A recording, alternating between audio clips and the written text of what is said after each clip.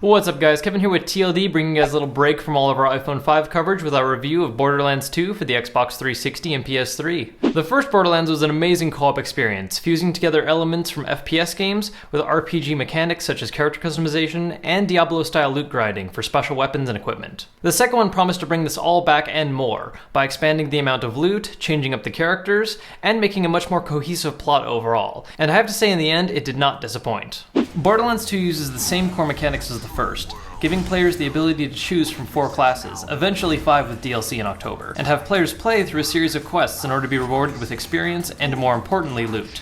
By playing in co-op, the game gets harder but also rewards you with more loot, along with the obvious benefits of teamwork. This can be done online with up to 4 people or locally in split screen, and it's even possible to have split screen players go online to join up with others. Now right off the bat, the game does a few very important things to help set it apart from its predecessor.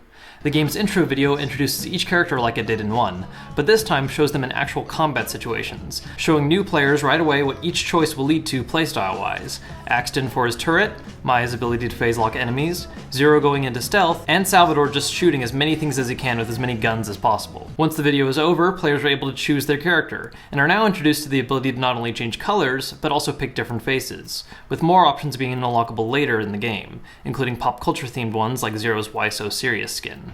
Once actual gameplay begins, the game does the single most important thing that I think helps make it its own. It introduces you to Handsome Jack.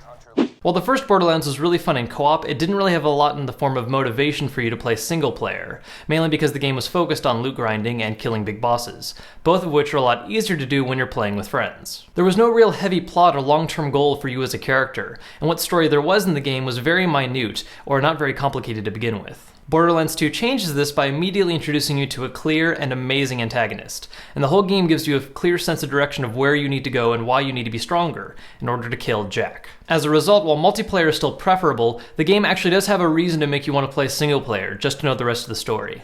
This is also helped by having the original main characters return now with actual personalities, and the game's overall amazing cast of comedic characters, with dialogue competing very closely with last year's masterpiece, Portal 2. Aside from these big changes in motivating you as a player, the game also expands heavily on what Borderlands did right the first time, adding new weapon properties, adding grenade mods that are just as varied as weapons, and changing the talent system for characters by adding game changers. These special talents only take 1 point, but offer some kind of noticeable change to how a character plays. For instance, letting Maya use her phase lock as a long-range instant revive, or allowing Axton to deploy his turret long range or attach it to walls. These game changers make builds feel even more diverse than before, and really help to make team members of the same class feel unique.